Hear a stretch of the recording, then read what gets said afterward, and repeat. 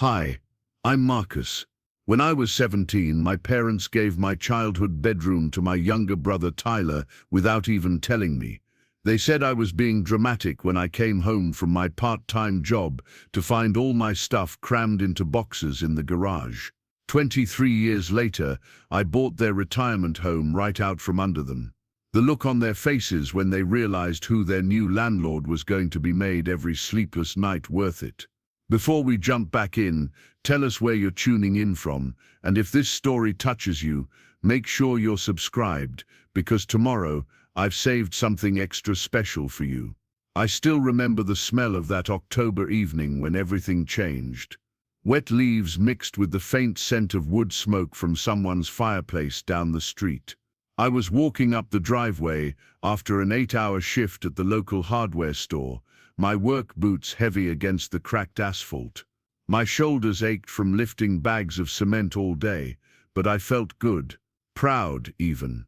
The money I was making wasn't much, but it was mine, and I was saving every penny I could for college applications and maybe a decent car that wouldn't break down every other week.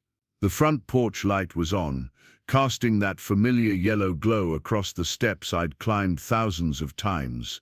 Mom's flower pots sat in their usual spots, though the petunias were starting to wilt from the first frost warnings. Everything looked normal. Everything felt normal. I pushed through the front door, expecting to hear the usual sounds of dinner being prepared or the television murmuring from the living room. Instead, I heard laughter.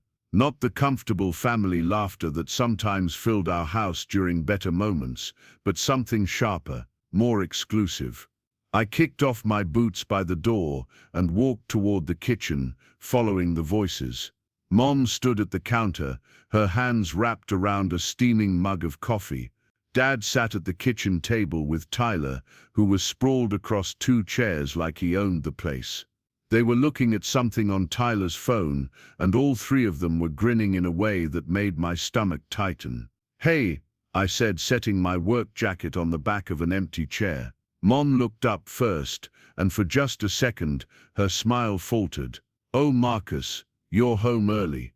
"It's past 9, I said, glancing at the kitchen clock. My shift ended at 8:30. Tyler didn't even look up from his phone. "Mom, show him the pictures of how we rearranged everything. It looks so much better now." "Rearranged what?" I asked. That's when Dad cleared his throat and set down his coffee cup with more force than necessary. "We need to talk to you about something. We've made some changes around here." I looked between the 3 of them, trying to read the energy in the room. There was something celebratory about their mood, but underneath it, I could sense something else, something defensive. "Tyler's getting older," Mom said, her voice taking on that tone she used when she was trying to convince me that something unfair was actually reasonable. "He needs more space for his things, his computer setup, his gaming equipment, and you're hardly ever here anymore with work and everything." The words hung in the air for a moment before I understood what she was saying. "You gave him my room," I said. It wasn't a question. Tyler finally looked up from his phone, and I saw something in his expression that I'd been seeing more and more lately. Smugness, like he knew something I didn't, like he'd won something I didn't even know we were competing for. "It makes more sense," he said, shrugging. "I'm here more than you are, and I actually use the space for important stuff." Important stuff. I thought about the homework I'd been doing at the desk in that room every night. The college brochures I'd been collecting and organizing in the drawer. The savings bonds from my grandmother that I kept in the small safe under my bed. All of it, apparently, less important than Tyler's gaming equipment. "Where are my things?" I asked. Dad gestured vaguely toward the back of the house. "We moved everything to the basement. There's plenty of room down there, and it's quieter for studying." I knew the basement. I knew the way it smelled like dampness and old cardboard. I knew how the ceiling was too low in some places, and how the small window barely let in any natural light. I knew it got cold in winter and stuffy in summer because the heating and air conditioning barely reached down there. "You moved my stuff without asking me," I said. "We're your parents," Mom said, her voice getting that edge it always got when she felt like her authority was being questioned. "We don't need to ask permission to make decisions about our own house. That was my room for 16 years. Tyler snorted. "Come on, Marcus. Don't be such a baby about it. It's just a room. Just a room." I stared at him, this kid who'd never had to work for anything, who'd never been told no about anything that really mattered to him, who'd never had to share or sacrifice or wait his turn. "Just a room. I pay for things in this house," I said quietly. The kitchen went silent. Mom and Dad exchanged a look that I'd seen before, the kind of look parents share when their kid says something that's technically true but inconvenient. "You contribute," Dad said carefully, "and we appreciate that. But paying for groceries occasionally doesn't mean you get to dictate how we run our household." Occasionally, I thought about the $150 I gave them every month from my paychecks. Money that could have been going toward my car fund or college savings, but instead went toward keeping the lights on and food on the table because Dad's hours at the factory had been cut, and Mom's part-time job at the school district barely covered gas money. "I contribute more than occasionally," I said. "And Tyler will contribute too," Mom said quickly. "When he's older, when he gets a job." When he's older, Tyler was 15. When I was 15, I'd already been working summers at the hardware store. When I was 15, I'd been babysitting the neighbors' kids and mowing lawns and doing anything I could to earn money. When Tyler was 15, apparently, he got my bedroom. "This is ridiculous," I said, and I heard my voice getting louder. "You can't just decide to give away my room because it's more convenient for your favorite son." The words were out before I could stop them. The kitchen went dead quiet. Dad's face changed. The casual, dismissive expression he'd been wearing shifted into something harder. "That's enough," he said. "Tyler isn't our favorite anything. We're making practical decisions based on who lives here full-time and who's going to be leaving for college in a year anyway. So this is about me leaving for college. This is about making the best use of our space," Mom said. But her voice sounded less certain now. I looked at Tyler, who was watching this whole conversation like it was entertainment. Like watching his older brother get pushed around was amusing to him. "What happens when I come home for Christmas break?" I asked. "What happens during summer vacation?" "You can stay in the basement," Tyler said. "It's not like you'll be here that much anyway. Stay in the basement, like a guest in my own house, like someone who didn't belong." I turned around and walked out of the kitchen. I could hear Mom calling my name behind me, but I didn't stop. I walked through the living room, past the family photos on the mantelpiece where Tyler and I smiled together from years when things were simpler, past the couch where we used to build forts and watch Saturday morning cartoons. I went down the narrow stairs to the basement. The smell hit me first. Musty air and old carpet that had never quite dried properly after a minor flood 3 years ago. The overhead light was one of those buzzing fluorescent fixtures that cast everything in a harsh, greenish glow. In the corner, stacked haphazardly like they didn't matter, were my belongings. My bed frame was leaning against the wall in pieces. My mattress was propped behind it, and I could already see a small stain where moisture had started to seep in. My dresser sat in the middle of the room, drawers slightly open, clothes spilling out like someone had packed in a hurry. My desk was pushed against the far wall, and I could see that one of the legs was wobbly now, probably from being moved roughly. But it was the boxes that really got to me. Cardboard boxes, some of them already softening from the humidity, labeled with black marker in Mom's handwriting. Marcus books, Marcus clothes, Marcus clothes, Marcus clothes, miscellaneous. 17 years of my life, and the things that mattered to me were miscellaneous. I opened the box labeled Misk and found the ceramic mug my grandmother had given me for my 16th birthday. It had a small chip in the handle now. Underneath that was the trophy I'd won for perfect attendance in middle school. The frame containing my Employee of the Month certificate from the hardware store, and a stack of letters from colleges that had been sending me recruitment information. Everything that represented who I was trying to become, crammed into boxes and shoved into a basement like it was all just clutter to be dealt with later. I heard footsteps on the stairs. Mom's voice floated down, tentative and careful. "Marcus, honey, I know this is an adjustment, but maybe you could think of it as an opportunity. You'll have more privacy down here, and once we clean it up a little, it could be really nice." I didn't answer. I sat on my mattress, which was now on the floor because apparently no one had bothered to reassemble my bed frame, and stared at the small basement window. Through the glass, I could see the bottom portion of our neighbor's fence and a small strip of grass that was already going brown for the winter. "We're not trying to hurt you," Mom continued. "We're trying to do what's best for the family." What's best for the family? I'd heard that phrase so many times over the years, and somehow it never seemed to mean what was best for me. Mom came the rest of the way down the stairs and stood in the middle of my new room, looking around like she was seeing it for the first time. In the harsh fluorescent light, I could see her noticing things: the dampness stains on the walls, the way the ceiling was low enough that I'd have to duck in some places, the fact that there was no heating vent down here, which meant it would be freezing in a few weeks. "We'll get you a space heater," she said quietly. "Don't bother," I said. She sat down on the edge of my mattress, and for a moment she looked like the mom I remembered from when I was little, the one who used to read me stories and make me grilled cheese sandwiches cut into triangles because I said they tasted better that way. "Tyler's been having a hard time at school," she said. "He's been getting picked on by some older kids,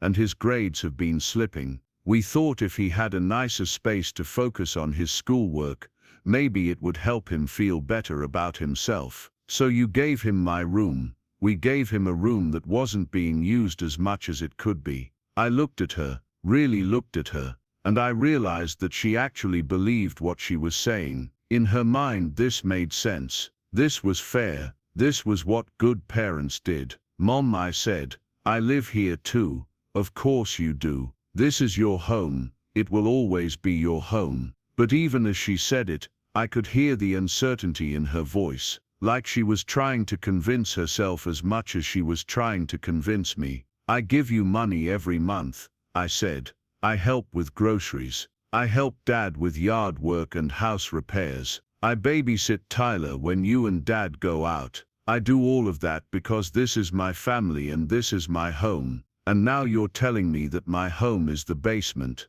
Mom was quiet for a long moment. Then she reached over and touched my hand. "You're 17, Marcus. In a year you'll be leaving for college anyway. Tyler has 4 more years of high school." Preparing and narrating this story took us a lot of time. So if you are enjoying it, subscribe to our channel. It means a lot to us. Now back to the story. It just makes sense. It just makes sense. That phrase would echo in my head for years afterward. The idea that pushing me aside made sense. That my feelings and my needs and my life didn't weigh as much as Tyler's comfort. "What if I don't go to college?" I asked. Mom blinked. "What do you mean? What if I can't afford it? What if I don't get scholarships? What if I decide to stay here and keep working and save money? Do I get my room back then?"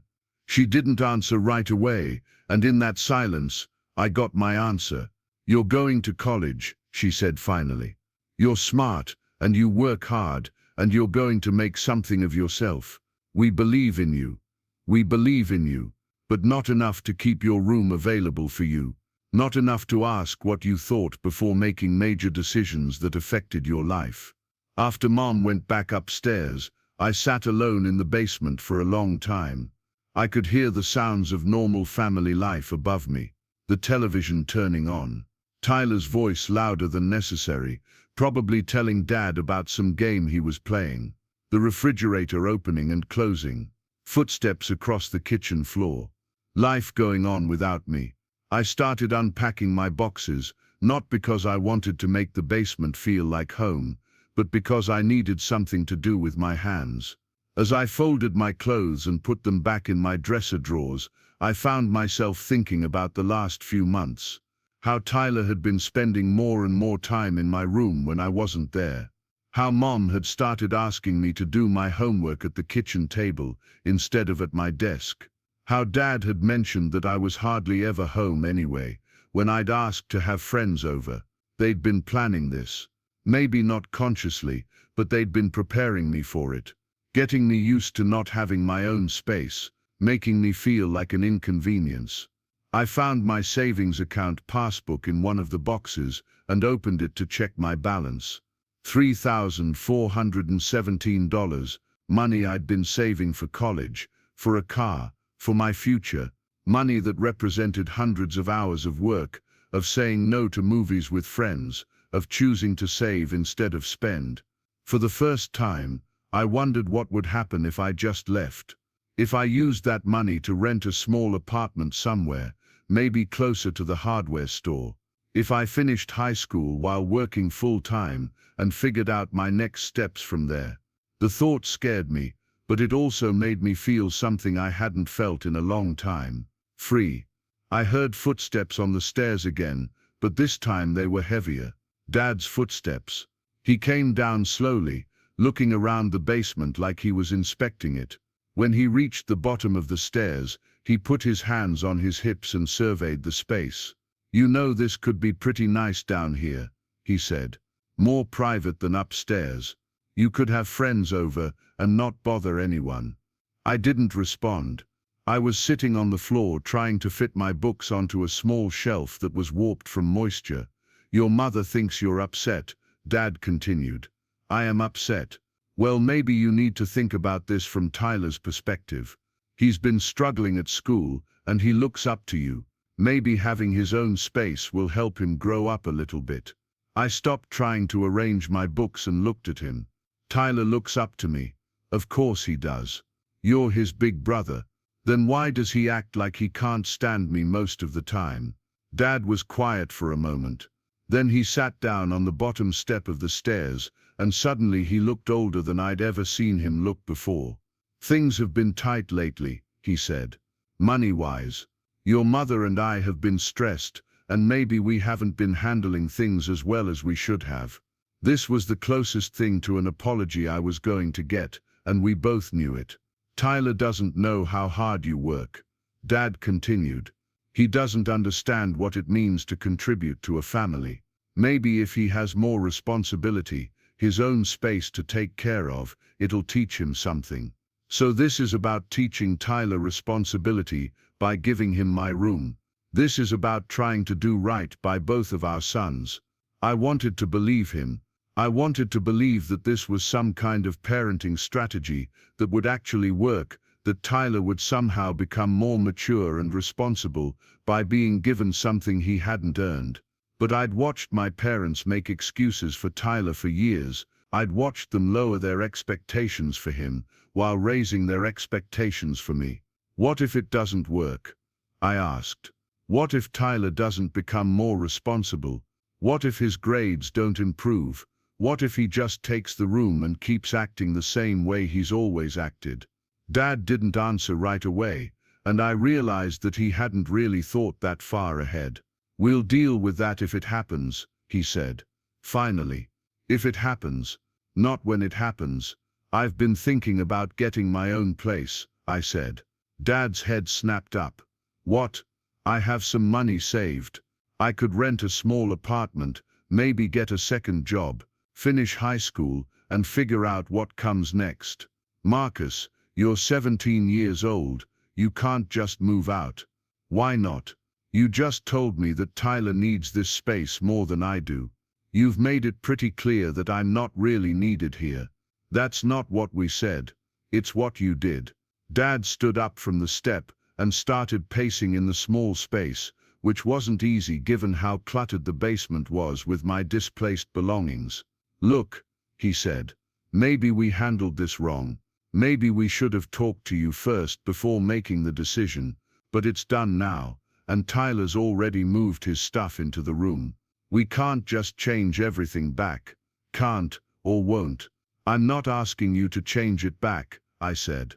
I'm just telling you that I'm thinking about other options. What other options? You're a kid. You belong at home with your family. Do I? Because it doesn't feel like it anymore. Dad stopped pacing and looked at me with an expression I couldn't quite read. Frustration maybe. Or fear. Or maybe just exhaustion from a conversation he didn't want to be having. Your mother would be devastated if you moved out, he said.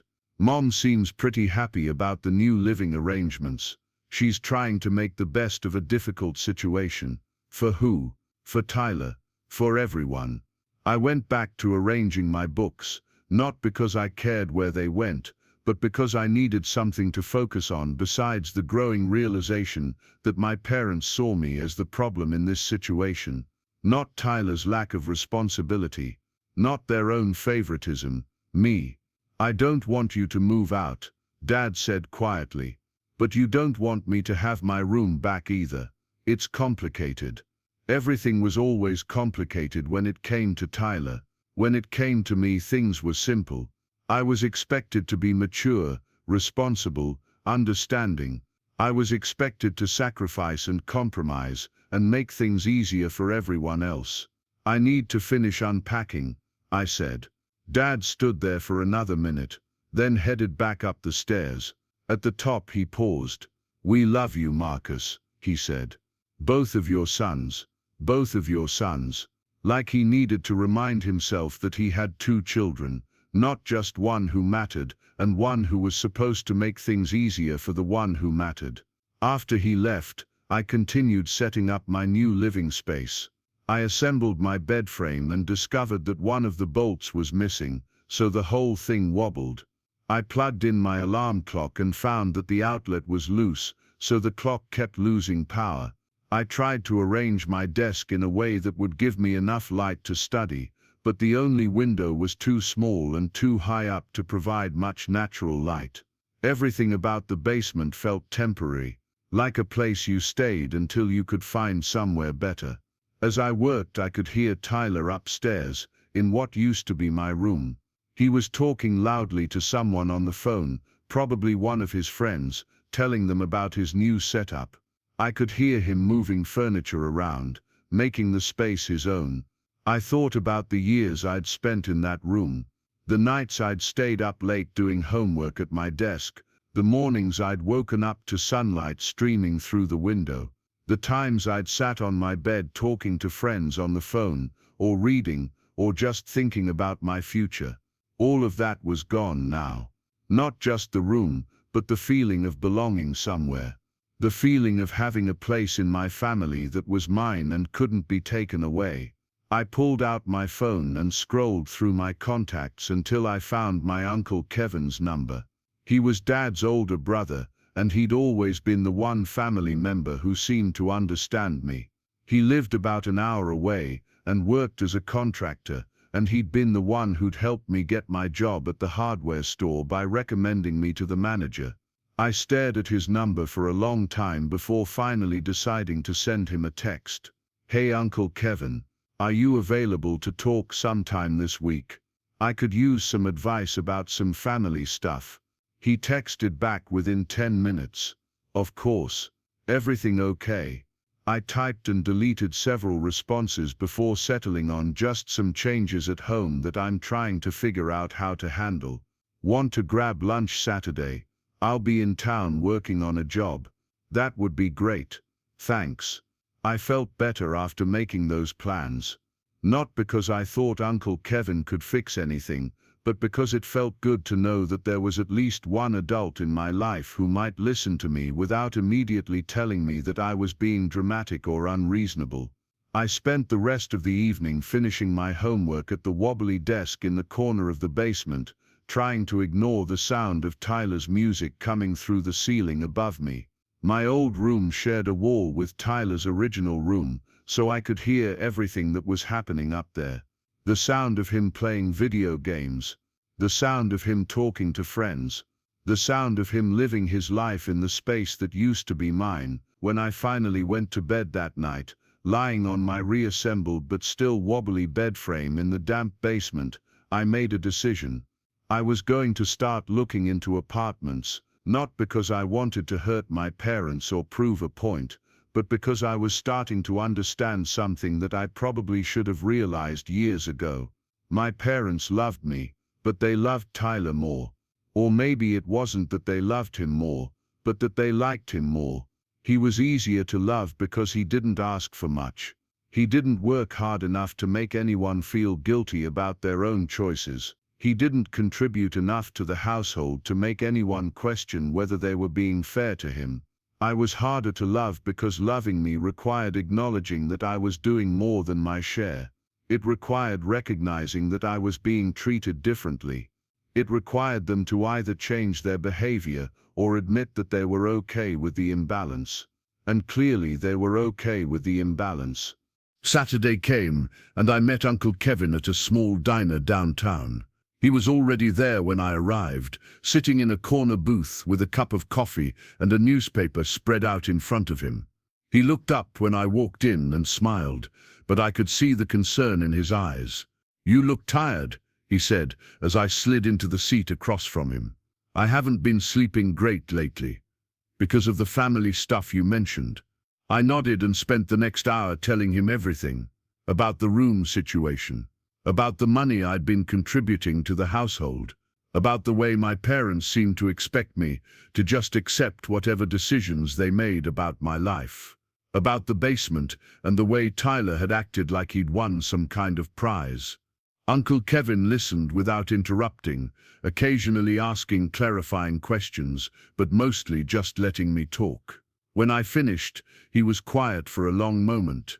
"How long have you been giving your parents money?" he asked. "About a year and a half." "How much?" "150 a month, sometimes more, if they need help with something specific." He let out a low whistle. "That's not nothing, Marcus. That's real money." "I know, but Dad's hours got cut, and things have been tight, and they never asked Tyler to get a job and contribute." "Tyler doesn't have a job. He plays sports after school. So do lots of kids who also work." I shrugged. "He's younger. He's 15. You've been working since you were 15. "I know." Uncle Kevin leaned back in the booth and studied my face. "What do you want to do about this situation?" "I've been thinking about getting my own place. With what money? I have some saved up, and I could probably get more hours at the hardware store." "What about school?" "I'd finish high school. I just wouldn't live at home while I did it." Uncle Kevin was quiet again, and I could see him thinking through the practical implications of what I was suggesting. "Have you talked to your parents about how this whole room situation makes you feel?" he asked. I tried. "They think I'm being dramatic. And they might think that because they're not ready to acknowledge that they've been unfair to you. So what do I do?" Uncle Kevin finished his coffee and signaled the waitress for a refill. "Well, you could move out. You're old enough, and you're certainly mature enough. But that's a big step, and it might burn some bridges with your family that you can't rebuild easily. What's the alternative? Stay in the basement and pretend everything is fine. The alternative is to give them a chance to make this right before you make any big decisions." "How?" "By being clear about what you need from them. Not what you want, but what you need in order to feel like you're a valued member of the family." I thought about that. "I need my room back." "Okay. What else?" "I need them to acknowledge that I contribute to this household and that my contributions matter." "What else?" "I need them to stop treating me like I'm supposed to just accept whatever they decide without having a say in it." Uncle Kevin nodded. "Those are reasonable things to need. The question is whether your parents are willing to hear them. And if they're not, then you'll know where you stand and you can make your decisions accordingly." We finished lunch, and Uncle Kevin walked me out to the parking lot. Before I got in my car, he put his hand on my shoulder. "Marcus, I want you to know something. What your parents did wasn't okay. Taking away your room without talking to you first, especially when you're contributing financially to the household, that's not how you treat someone you respect. I don't know if they realize that, but I want you to know that your feelings about this are valid. It was the first time since this whole thing started that an adult had told me that my feelings were valid. Not dramatic, not unreasonable, valid. Thanks, Uncle Kevin. And if you do decide you need to move out, and you need help finding a place or getting set up, you call me. Okay. I drove home feeling more clear-headed than I had in days. I knew what I needed to do. That evening, I asked my parents if we could all sit down and talk. Mom, Dad, Tyler and me. A family meeting. What about, Mom asked. About the living situation. About how decisions get made in this family. About what I need in order to feel like I belong here. Tyler groaned. Are we really going to have a whole family meeting because Marcus is upset about his room? Yes, I said. We are. Dad looked like he'd rather do anything else, but he nodded. Okay, let's talk. We gathered in the living room, and I took a deep breath before starting. I want to be clear about something from the beginning, I said. This isn't about me trying to get my way or being stubborn. This is about me trying to understand where I fit in this family. I looked at each of them before continuing. For the past year and a half, I've been giving you $150 a month to help with household expenses. I do that because I live here and I want to contribute. But I also do it because this is my home and I want to help take care of it. Mom shifted uncomfortably in her chair. When you decided to give Tyler my room without talking to me about it first, it felt like you were telling me that my feelings and my needs don't matter as much as his. And when you told me that the basement was good enough for me, it felt like you were telling me that I don't really belong here the same way he does. That's not what we meant, Mom said quickly. Maybe not, but that's what it felt like. And that's what I need you to understand. I turned to Tyler. Tyler, I know you're younger than me, and I know things have been hard for you at school. But I need you to understand that taking my room doesn't solve your problems. It just creates problems for me. Tyler crossed his arms. So what? I'm supposed to give up the room just because you're upset about it. I'm supposed to give up the room just because you want it. It's not the same thing.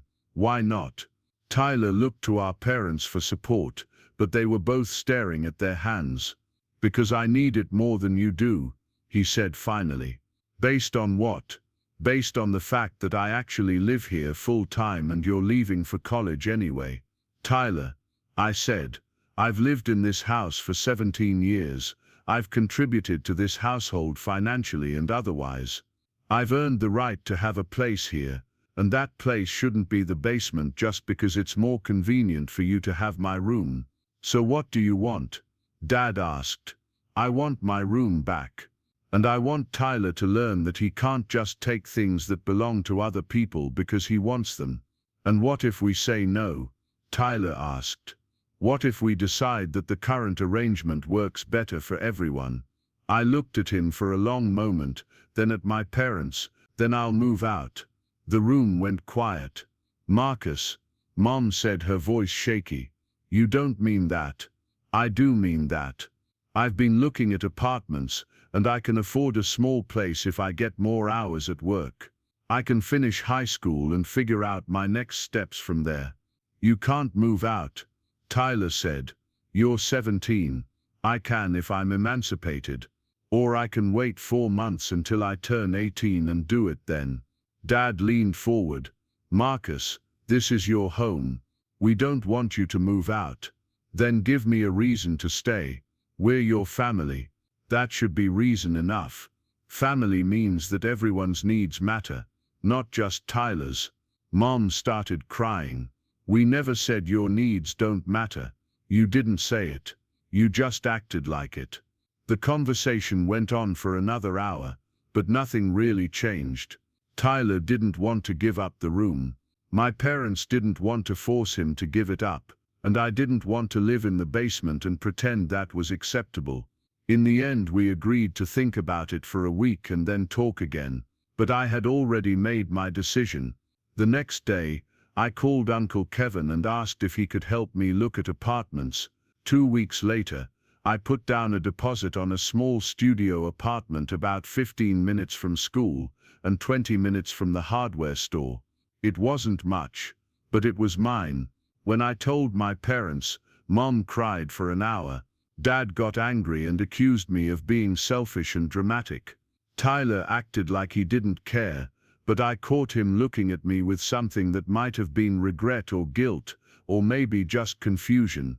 "This doesn't have to be permanent," Mom said. "You can always come home when you're ready." But I think we all knew that I wouldn't be coming home. Not to live anyway.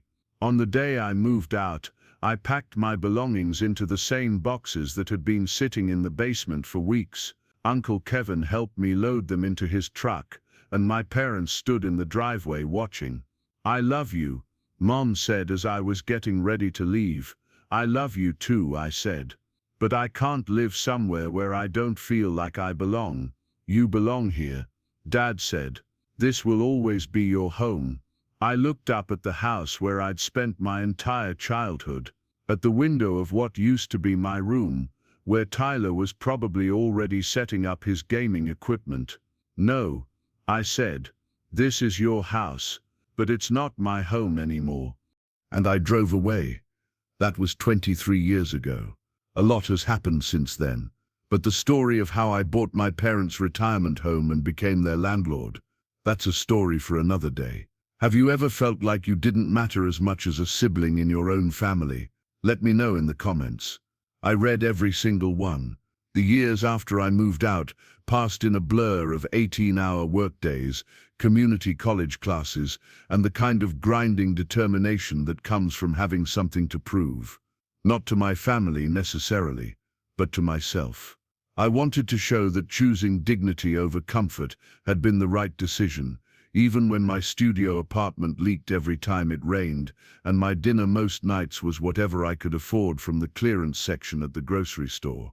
My relationship with my parents during those early years was cordial but distant. Holiday visits that lasted exactly long enough to exchange gifts and make small talk. Phone calls on birthdays that felt more like obligations than celebrations. Tyler and I barely spoke at all, which suited both of us fine. He'd gotten what he wanted, and I'd gotten what I needed, which was distance from the whole situation. But I kept track of things. Not obsessively, just the way you keep track of people who used to be the center of your world. Through Uncle Kevin mostly, who remained the bridge between me and the rest of the family. He'd mentioned things in passing during our occasional lunches. How Dad had gotten laid off from the factory and was struggling to find work. How Mom had taken a second job cleaning houses to make ends meet. How Tyler had dropped out of college after 2 semesters and was living at home again, working part-time at a pizza place. The house, Uncle Kevin told me, was starting to show its age. The roof needed work. The furnace was on its last legs. The foundation had some settling issues that were causing cracks in the walls. All expensive problems that my parents couldn't afford to fix on their reduced income. I felt a complicated mix of emotions hearing these updates. Not satisfaction exactly, but a kind of validation. The financial contributions I'd been making as a teenager had been more significant than my parents had wanted to admit. Without that steady $150 a month, plus my help with groceries and other expenses, they were struggling. Meanwhile, my own life was slowly but steadily improving. I'd finished high school while working full-time, then spent 2 years at community college studying business and accounting. After that, I'd gotten a job at a small accounting firm, where my boss, a woman named Sarah Chen, recognized my work ethic and started giving me more responsibility than my experience technically warranted. Sarah became something of a mentor to me during my early 20s. She was about 15 years older than me, had built her practice from nothing, and understood what it meant to work for everything you had. She was also the first person to suggest that I might have a talent for real estate. "You understand numbers," she told me one afternoon as we were going over the books for one of her clients, a small property management company. "But more than that, you understand value. You can look at a property and see not just what it is but what it could be." I wasn't sure what she meant at first, But over time I started to understand. When the property management company needed someone to help evaluate potential acquisitions, Sarah recommended me for the consulting work. When they needed someone to oversee renovations on a couple of rental properties, she suggested I take on that project too. By the time I was 25, I was spending more time on real estate consulting than I was on traditional accounting work. I was learning about market analysis, property valuation, renovation costs and financing options. I was also saving money more aggressively than ever before, living well below my means and putting every extra dollar toward building what Sarah called my opportunity fund. Opportunities don't wait for you to be ready, she told me. They come when they come, and if you don't have the resources to act quickly, someone else will get them instead. I took that advice to heart. By 30, I had enough saved to make my first real estate investment, a small duplex in a neighborhood that was just starting to show signs of gentrification. I lived in one unit and rented out the other, using the rental income to help pay down the mortgage faster than required. That first property taught me more about real estate than all my consulting work combined. I learned about tenant screening, lease agreements, maintenance schedules, and the 1,000 small decisions that determine whether a property is profitable or a money pit. I also learned that I was good at it. Over the next few years, I bought 2 more small properties, using the equity from the first duplex to help finance the purchases. I was methodical about it, never stretching myself too thin financially, always making sure I had enough reserves to handle unexpected expenses or vacancies. My parents knew I was doing well in general terms, but they didn't know the specifics. Our conversations were still limited to surface-level topics. How was work? Fine. How was the weather? Cold for this time of year. Was I seeing anyone? Not seriously. The kinds of conversations you have with people you care about but don't really know anymore. Tyler, on the other hand, seemed to be struggling more each year. According to Uncle Kevin, he'd been through a series of jobs and relationships that never seemed to work out long-term. He was still living at home, still sleeping in what used to be my room, and apparently showing no signs of wanting to change that arrangement. "Your parents are getting worried about him," Uncle Kevin told me during one of our lunches when I was 32. "He's 27 now, and he doesn't seem to have any direction. They're starting to realize that maybe they didn't do him any favors by making things so easy for him all these years." I didn't say anything to that, but I wasn't particularly surprised. Tyler had never been forced to develop resilience or independence. He'd never had to work for anything or bounce back from failure. In some ways, my parents' favoritism had been as damaging to him as their neglect had been to me. It was around this time that I started hearing about my parents' retirement plans, or lack thereof. Dad was 58 and had been laid off again. Mom was 55 and her health was starting to decline from years of physical labor. They were talking about selling the house and moving somewhere smaller and cheaper, but they owed more on the mortgage than the house was worth in its current condition. The irony wasn't lost on me. The house that had been so important that they'd been willing to sacrifice my sense of belonging to accommodate Tyler's wants was now becoming a financial burden they couldn't handle. I was 35 when Uncle Kevin called me with news that changed everything. "Your dad had a heart attack," he said, without preamble when I picked up the phone. My stomach dropped. "Is he okay?" "He's alive. He's in the hospital, stable but not great. Your mom asked me to call you." I was in my car driving to the hospital within 10 minutes of hanging up. All the complicated feelings I had about my father suddenly seemed petty and irrelevant compared to the possibility of losing him. The cardiac unit at Regional Medical Center smelled like disinfectant and fear. I found Mom in the waiting room, looking smaller and older than I'd ever seen her. When she saw me, she started crying. "Marcus, I'm so glad you came." I sat down next to her and let her lean against my shoulder while she cried. Whatever issues we had, she was still my mother, and she was scared. "How bad is it?" I asked. They don't know yet. He needs surgery, but they're waiting for some swelling to go down first. The doctor said it was a significant attack, but they caught it in time. We sat together in silence for a while, watching the controlled chaos of hospital staff moving through the corridors. Finally, Mom spoke again. Tyler's on his way. He was at work when it happened. Work. I wondered what job Tyler had now, but I didn't ask. Marcus, Mom said quietly, I know things have been complicated between us for a long time. I know we made mistakes when you were younger, but I want you to know that your father and I have always been proud of you. We know you've done well for yourself, and we know you did it without much help from us. It was the closest thing to an apology I'd ever gotten from her, and I felt something loosen in my chest that I didn't even realize had been tight. Thank you for saying that, Mom. Tyler arrived about an hour later, looking frazzled and younger than his 27 years. He nodded at me when he sat down, but we didn't really talk. What was there to say?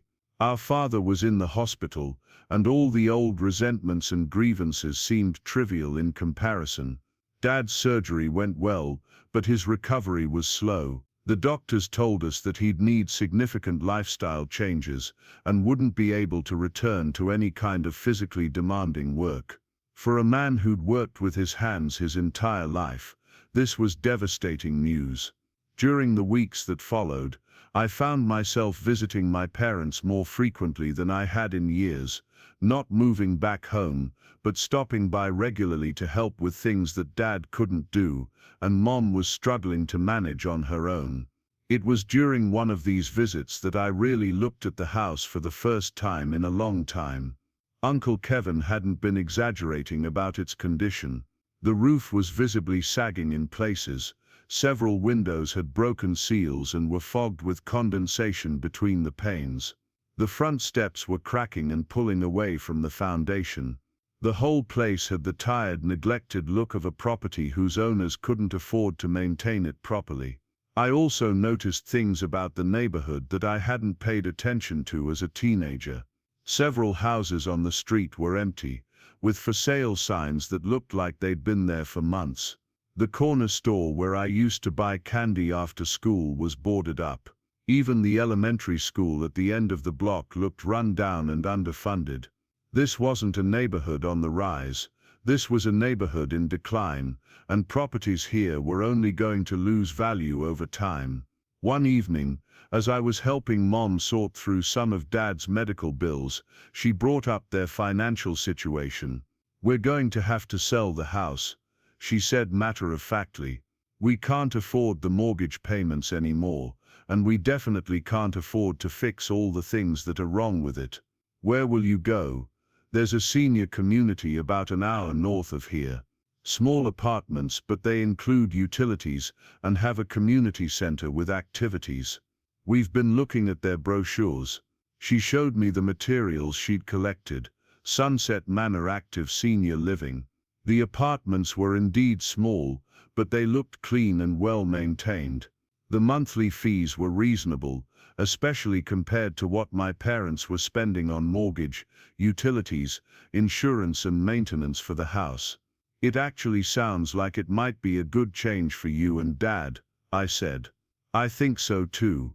I'm tired of worrying about the furnace breaking down or the roof leaking.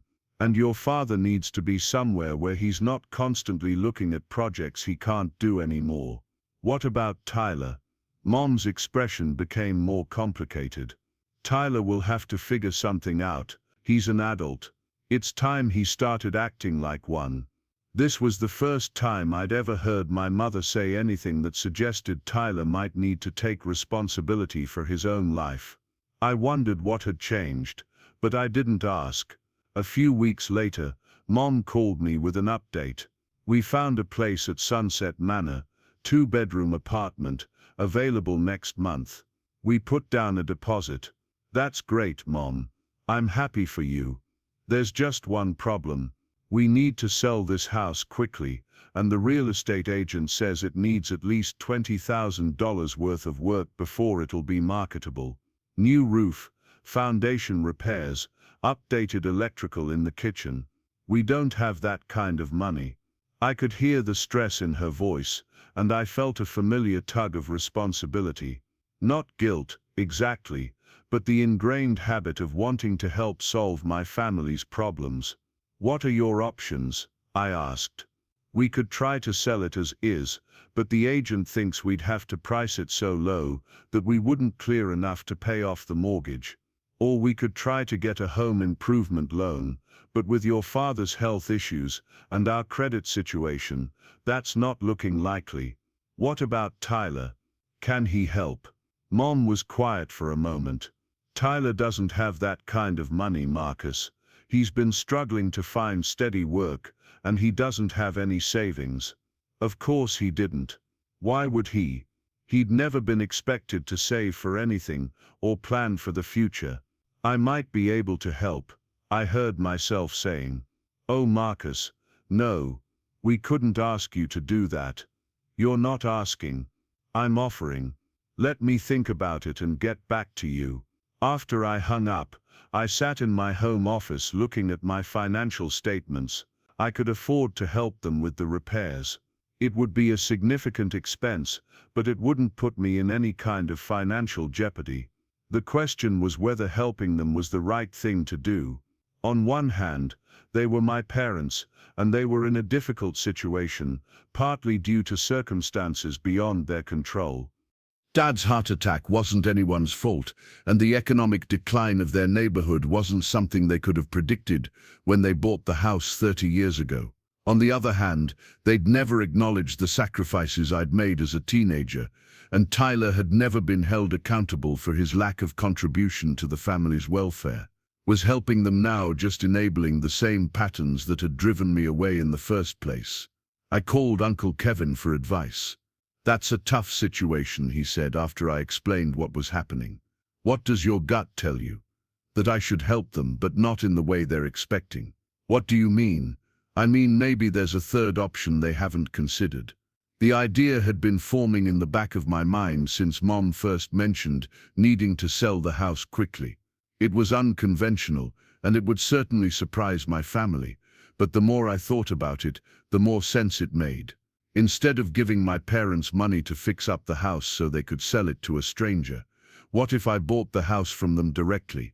I could offer them enough to pay off their mortgage and have some money left over for their move to Sunset Manor.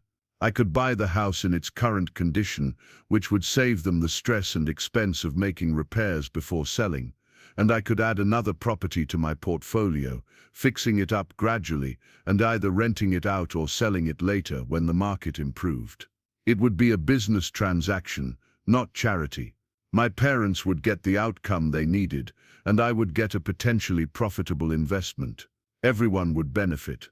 The more I thought about it, the more convinced I became that this was the right approach, but I wanted to do my due diligence before making any offers. I spent the next week researching the local real estate market, looking at comparable sales, and getting rough estimates for the repair work the house would need. The numbers worked. Even factoring in all the necessary improvements, I could offer my parents a fair price for the house and still expect to break even or make a modest profit when I eventually sold it. I also drove through the neighborhood at different times of day, paying attention to things I'd ignored as a kid. Traffic patterns, noise levels, proximity to amenities. Despite the current decline, the area had good bones. It was close to downtown, had decent public transportation, and several of the surrounding neighborhoods were showing signs of revitalization. This could be a neighborhood that would come back in 5 or 10 years. Once I was satisfied with my research, I called Mom and asked if I could come over to discuss their situation. Of course, honey. Is everything okay? Everything's fine. I just have an idea I want to run by you and Dad. When I arrived at the house that evening, both my parents were waiting in the living room. Dad looked better than he had in weeks, though still fragile. The medication and lifestyle changes were helping, but he'd always be managing a chronic condition now. Mom told me you might be able to help us with the house situation, Dad said. Marcus, we appreciate the offer, but we can't let you just give us money. We know you've worked hard for what you have. I'm not offering to give you money, I said. I'm offering to buy your house. They both stared at me. Buy it? Mom asked. As an investment property. I'd pay you enough to cover your mortgage and give you some extra for your move to Sunset Manor. You wouldn't have to worry about making any repairs or dealing with real estate agents or waiting for the right buyer to come along. Dad leaned forward in his chair. Marcus, that's very generous, but this house isn't worth much in its current condition. You'd be overpaying just to help us out, and that's not fair to you. Actually, I've done the research, and I think it could be a good investment for me. The neighborhood is depressed right now, but there are signs that it might turn around in the next few years. And I have experience with renovation projects. I pulled out the folder I'd prepared with comparable sales data and repair estimates. I'm thinking I could offer you $215,000. That would pay off your mortgage and leave you with about $30,000 extra. Mom's eyes widened. Marcus, we only owe $160 on the mortgage. You don't need to give us that much. The extra money would help you get settled at Sunset Manor and give you a cushion for unexpected expenses. Dad's medical bills, moving costs, things like that. They looked at each other, then back at me. Are you sure about this? Dad asked. This would be a business deal, not a family favor. If you're buying the house as an investment, you need to treat it like one. I understand. This would be a legitimate real estate transaction. We'd use lawyers, get proper inspections, handle everything professionally. And Tyler? Mom asked quietly. This was the question I'd been expecting. What about Tyler? He's been living here for 12 years. This is his home too. I felt a familiar flash of irritation, but I kept my voice level. Tyler is 27 years old. If he wants to continue living here after I buy the house, he can pay rent like any other tenant. Market rate. The room went quiet. I could see my parents processing the implications of what I was saying. How much would market rate be? Dad asked. I'd researched this too. For the room he's in now, probably around $800 a month, plus utilities. Mom looked troubled. Marcus, Tyler doesn't make that kind of money. Then Tyler will need to find somewhere he can afford, or get a better job, or both. But where would he go? I don't know, Mom. That's not my problem to solve. The words came out harsher than I'd intended, but I didn't take them back. Tyler had been given every advantage, every opportunity to build a stable, independent life. The fact that he hadn't was a consequence of choices he'd made, not circumstances beyond his control. I'm not trying to be cruel, I added. But if I'm buying this house as an investment property, I need to run it like one. I can't afford to subsidize Tyler's housing just because he's family. Dad nodded slowly. That's fair. If Tyler wants to stay, he needs to pay his way, and if he can't or won't pay market rent, then he'll have to find somewhere else to live, Dad said firmly. You're right. He's an adult, and it's time he started taking responsibility for himself. I was surprised by how definitive Dad's response was. I'd expected more pushback, more attempts to negotiate special treatment for Tyler. Are you sure about that? I asked. Your father and I have been talking, Mom said. We've realized that we might not have done Tyler any favors by making things so easy for him all these years. Maybe this is the push he needs to finally grow up. It was a remarkable admission, and I felt a complicated mix of validation and sadness. Validation because they were finally acknowledging what had been obvious to me for years. Sadness because of all the pain and conflict that could have been avoided if they'd reached this realization earlier. Okay, I said. Then let's talk about next steps. We spent the next hour going over the details, timeline for the sale, how they wanted to handle the transition, what they would need from me in terms of flexibility while they prepared for their move. Tyler came home halfway through our conversation. He walked into the living room, saw us all sitting around with papers spread across the coffee table, and immediately looked suspicious. What's going on? He asked. Sit down, Tyler, Dad said. We need to fill you in on some changes. Tyler sat down on the edge of the couch, looking like he was preparing for bad news. "Your mother and I are selling the house," Dad began. "We're moving to a senior community next month."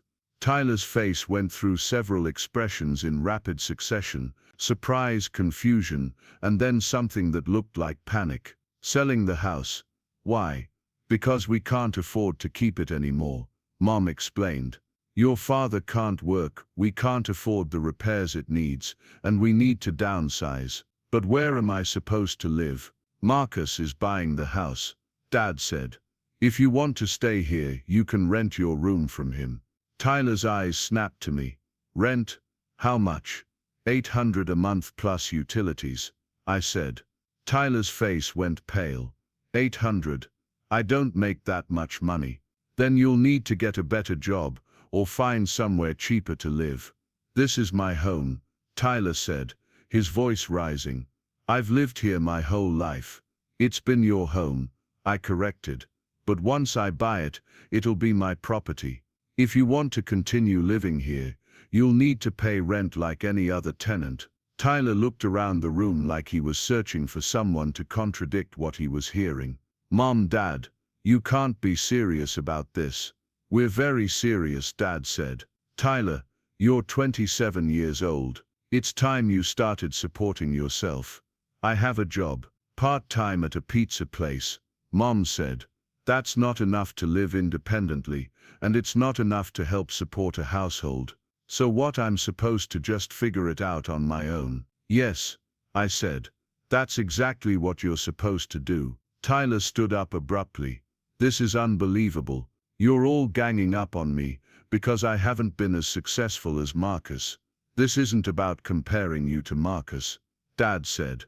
"This is about you taking responsibility for your own life." "Easy for you to say now. Where was this attitude when Marcus was my age? You never made him figure things out on his own." I felt anger surge through me, but before I could respond, Dad spoke up. "You're right," he said. "We expected more from Marcus when he was your age. Maybe we should have expected more from you too." Tyler stared at him. "So you're admitting you played favorites?" "We're admitting we made mistakes," Mom said quietly.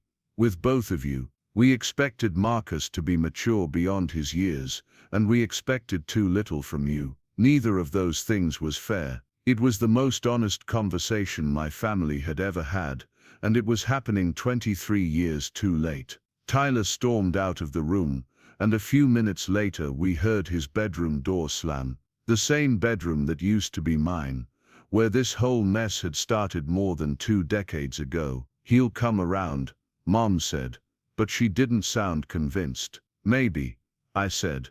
"Or maybe he won't. Either way, the sale is going forward."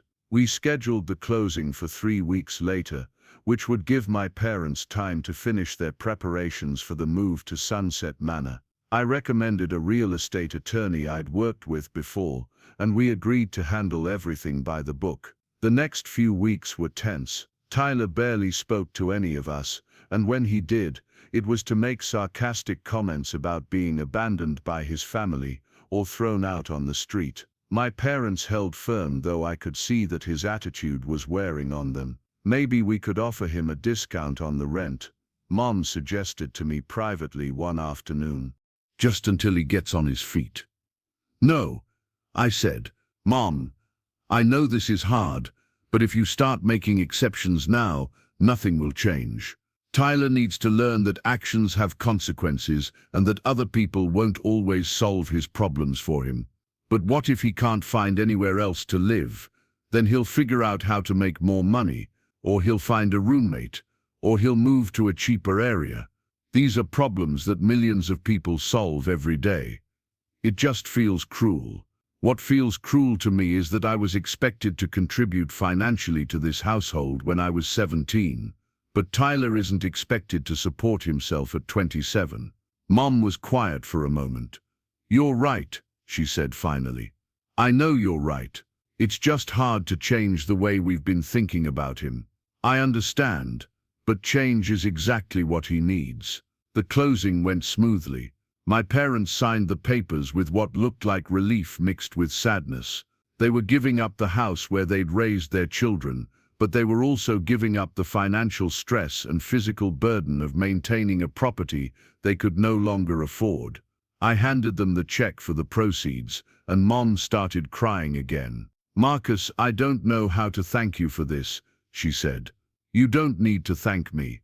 This is a business transaction that benefits both of us." But even as I said it, I knew it was more than that. It was also a kind of reconciliation, a way of taking care of my parents without compromising my own principles. That afternoon I drove them to Sunset Manor to help them get settled into their new apartment. The place was nicer than I'd expected. Clean, well-maintained, with a sense of community that had been missing from their old neighborhood for years. "I think you're going to be happy here," I told them as we finished unpacking their essentials. "I think so too," Dad said. "And Marcus, I want you to know that your mother and I are proud of the man you've become. We know we didn't always handle things well when you were younger, but look how you turned out. You've built a good life for yourself, and now you're helping us when we need it. That says something about your character." It was the most direct acknowledgement I'd ever received from my father about the dynamics of our family when I was growing up. It wasn't a full apology, but it was recognition, and that meant something. As I drove back to what was now my house, I thought about Tyler. He'd been conspicuously absent during the move, which hadn't surprised anyone. I wondered if he'd be there when I arrived, or if he'd already left to figure out his next steps. I pulled into the driveway and saw his car still parked in its usual spot. Inside, the house felt different. Emptier, obviously, since most of my parents' belongings were gone, but also somehow more peaceful. I found Tyler in the kitchen, sitting at the table with a beer and a defeated expression. "So," he said without looking up, "I guess you won. This isn't about winning or losing, Tyler, isn't it? You got your revenge for what happened when we were kids. You got to swoop in and save the day while making me look like a loser. Congratulations." I sat down across from him. "Is that really what you think this is about? What else would it be about? It's about Mom and Dad needing to sell their house, and me being in a position to help them do that. The fact that you're affected by it is just a consequence of the situation." Tyler laughed bitterly. "Right. Just a coincidence that you're now my landlord. If you don't want me to be your landlord, you don't have to live here. Where else am I supposed to go? I don't know. Where do other people your age live when they can't afford to live alone? This is different. This is my family home. It was your family home. Now it's my rental property." Tyler drained his beer and crumpled the can. "You know what the worst part is? Mom and Dad are acting like this is some kind of favor to me. Like forcing me to pay rent I can't afford is going to teach me some valuable lesson about responsibility. Maybe it will, or maybe it'll just make me homeless." I looked at him sitting there, 27 years old, and still acting like the world owed him something, still waiting for someone else to solve his problems. "Tyler," I said, "when I was 17 and you got my room, do you know what I did? You moved out and started your life is so hard sob story. I got a second job. I saved money. I found my own place. I finished high school while working full-time and then put myself through college. I didn't wait for someone to rescue me or make things easier for me. I figured it out. Good for you. The point is you can figure it out too. You're not helpless. You're just used to other people solving your problems for you." Tyler stood up abruptly. "You know what, Marcus? Congratulations. You're successful, and I'm not. You're the good son, and I'm the disappointment. You win. Are you happy now? I'm not trying to make you feel bad about yourself. I'm trying to help you understand that you're capable of more than you think you are. By making me homeless, by expecting you to take care of yourself like an adult." Tyler shook his head and walked toward the stairs. "I need to think about this. Take all the time you need. But the rent starts the 1st of next month." He stopped at the bottom of the stairs and turned back to me. "What if I can't come up with the money? Then you'll need to move out, and you'd really evict your own brother." I thought about that question for a moment. Would I? Could I? I hope it doesn't come to that, I said finally. But yes, if necessary, I would. This is business, Tyler. I can't afford to subsidize your housing indefinitely. He stared at me for a long moment, and I saw something shift in his expression. Not acceptance exactly, but maybe the beginning of understanding that I was serious. 2 weeks, he said. Give me 2 weeks to figure something out. You have until the end of the month. That's 12 days. Tyler nodded and headed upstairs. I heard his door close, and then the house was quiet again. I walked through the empty rooms, mentally cataloging all the repairs and improvements the property would need. New roof, foundation work, updated electrical, fresh paint throughout. It would be a significant project, but I had the resources and the experience to handle it. As I stood in what used to be the living room, I realized that buying this house had accomplished something I hadn't expected. It had given me closure, not through revenge or vindication, but through the simple act of taking responsibility for a situation that needed solving. My parents were safely settled in a place they could afford. I had a new investment property with good long-term potential, and Tyler was finally being forced to confront the reality of adult life. It wasn't the ending I would have written 23 years ago when I was packing my belongings into boxes in the basement, but it was an ending that felt right. The question now was whether Tyler would rise to the challenge or continue to see himself as a victim of unfair circumstances. Either way, for the first time in our relationship, the choice was entirely his. 12 days later, Tyler moved out. He'd found a room in a house with 3 other guys across town. The rent was cheaper, but he'd had to get a second job to afford it. When he came to pick up the last of his belongings, he seemed different, not happy, exactly, but more focused. "Thanks for the deadline," he said as he loaded boxes into his car. "You're welcome. I'm serious. I needed the push." It wasn't an apology, and it wasn't a full reconciliation, but it was acknowledgement, and that was more than I'd expected. As Tyler drove away from the house where we'd both grown up, I felt something I hadn't felt in a very long time. Peace. Not because I'd gotten revenge or proven a point, but because I'd finally learned the difference between helping someone and enabling them. The house was mine now, and with it came the opportunity to build something new from the foundation of something old. It seemed like an appropriate metaphor for what had happened with my family. We weren't the same people we'd been when this story started. None of us were, and maybe that was exactly what needed to happen. 3 years after Tyler moved out, I got a call that changed everything. Mom was crying so hard I could barely understand her words. "Marcus, we lost our deposit at Sunset Manor.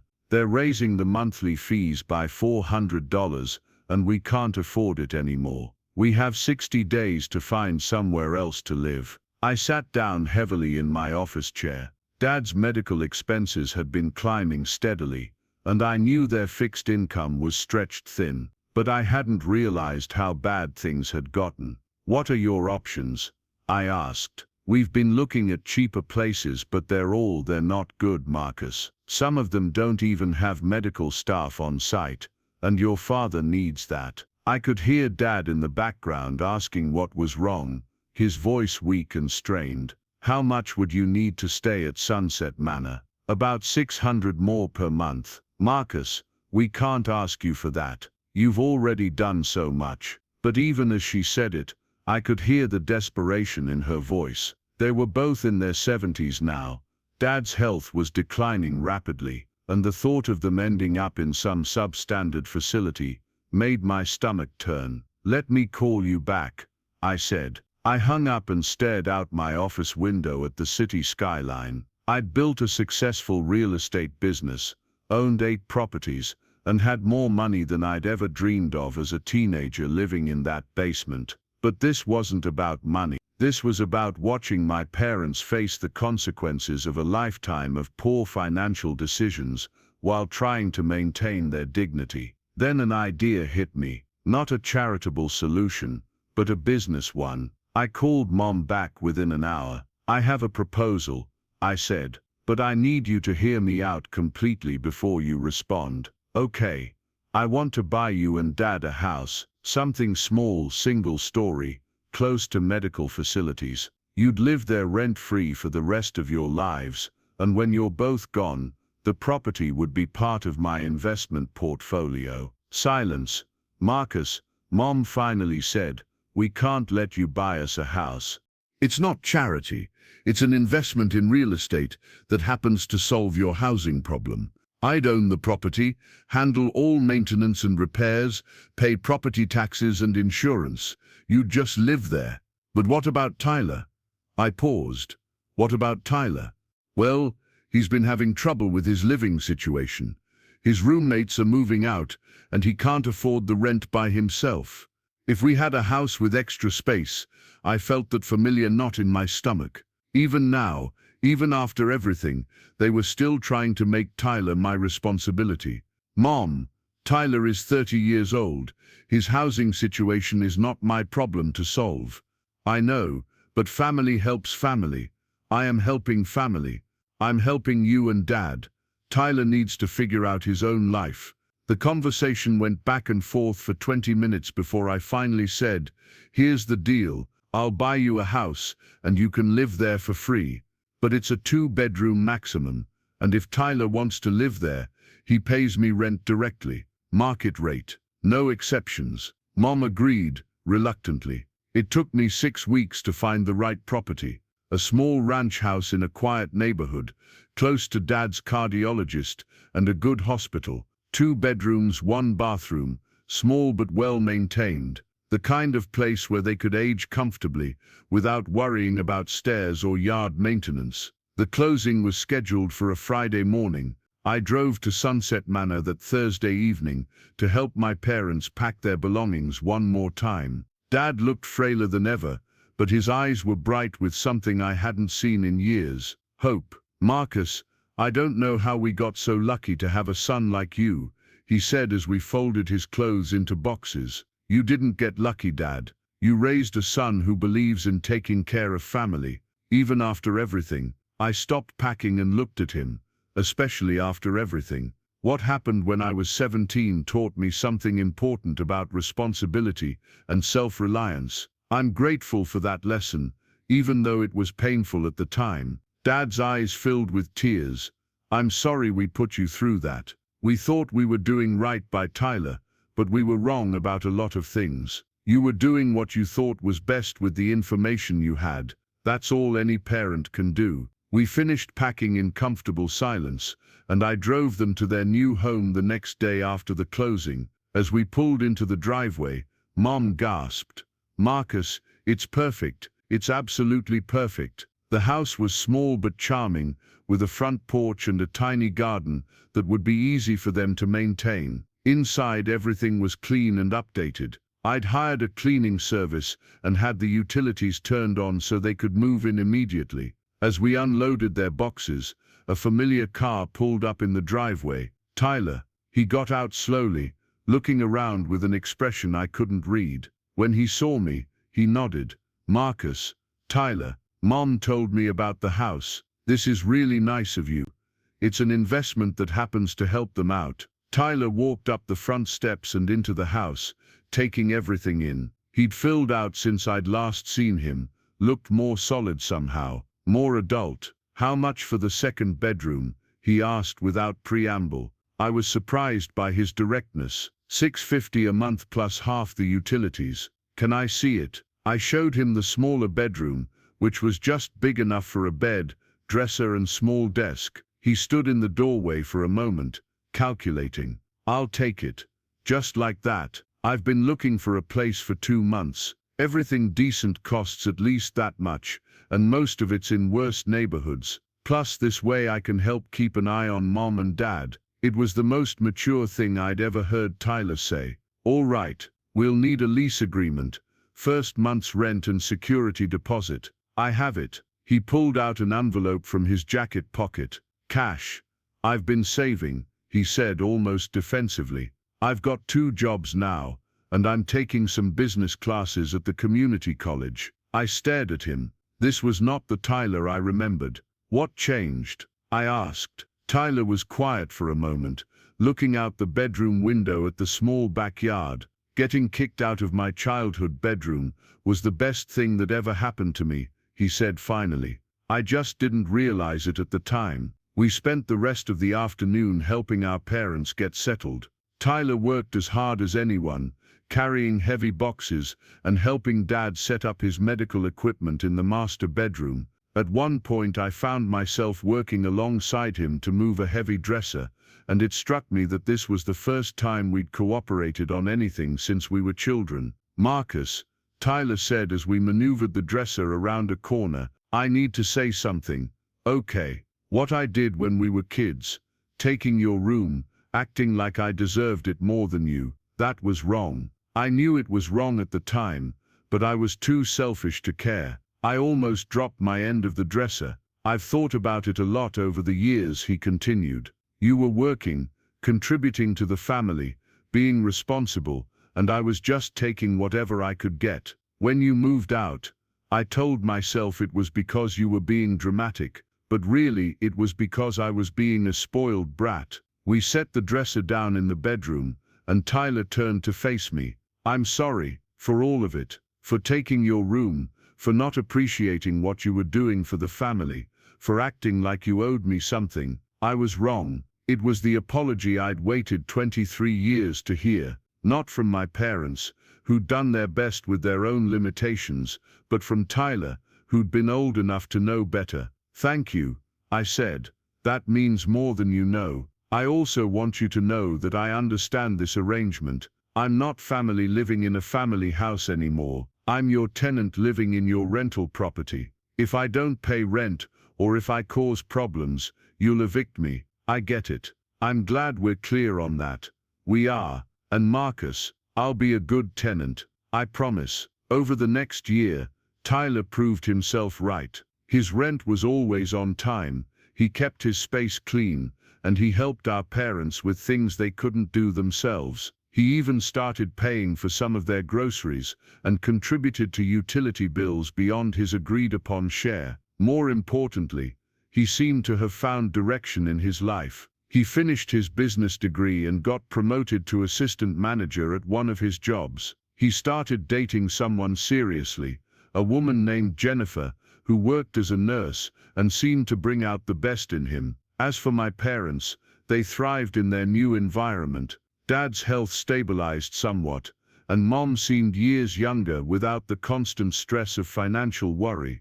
They made friends with their neighbors, started a small garden, and found a routine that worked for their limitations. I stopped by every few weeks, ostensibly to check on the property, but really to spend time with them. Our relationship had evolved into something I'd never expected, not the complicated, resentment-filled dynamic of my childhood, but something easier, more honest. One evening, about 18 months after they'd moved into the house, I found Dad sitting on the front porch while Mom and Tyler were inside making dinner. "Can I join you?" I asked. Of course. We sat in comfortable silence for a while, watching the sun set behind the trees across the street. "Marcus," Dad said eventually, "I want to tell you something I should have said years ago." "What's that?" "You turned out better than we ever imagined, not because of anything we did, but in spite of some of the mistakes we made. When you were 17 and moved out, I was angry and confused. I couldn't understand why you were being so stubborn about a room. But you weren't being stubborn about a room. You were fighting for your place in the family." I felt my throat tighten. "We never meant to make you feel like you didn't belong," he continued. "But that's what we did, and I'm sorry for that. What I'm not sorry for is how you responded to it. You could have become bitter or resentful. Instead, you became strong and self-reliant. You built a good life, and now you're using your success to take care of the people who failed to take care of you properly. You didn't fail, Dad. You just made some mistakes. Maybe. But the point is, you didn't let our mistakes define your character. That says something about who you are." We sat quietly for another few minutes before Tyler came out to tell us dinner was ready. "What are you two talking about out here?" he asked. Just catching up, Dad said. As we walked inside together, Tyler put his hand on my shoulder. Thanks for giving me a chance to prove I could be different, he said quietly. Thanks for proving it. Dinner that night felt like something I'd never experienced before. A normal family meal where everyone contributed, everyone belonged, and everyone was valued for who they were rather than who they were expected to be. As I drove home later that evening, I thought about the 17-year-old kid who'd packed his belongings into boxes in a damp basement, convinced that his family would never see him as more than an inconvenience. That kid couldn't have imagined this outcome. Not the financial success, not the real estate empire, but this feeling of peace with people who'd once made him feel so small. Sometimes the best revenge isn't revenge at all. Sometimes it's building something so solid that you can afford to be generous. Sometimes it's becoming the person who solves problems instead of the person who creates them. I never got my childhood bedroom back, but I got something better. I got a family that finally understood what I was worth, and that, it turned out, was worth more than any room could ever be. Up next, you've got 2 more standout stories right on your screen. If this one hit the mark, you won't want to pass these up. Just click and check them out.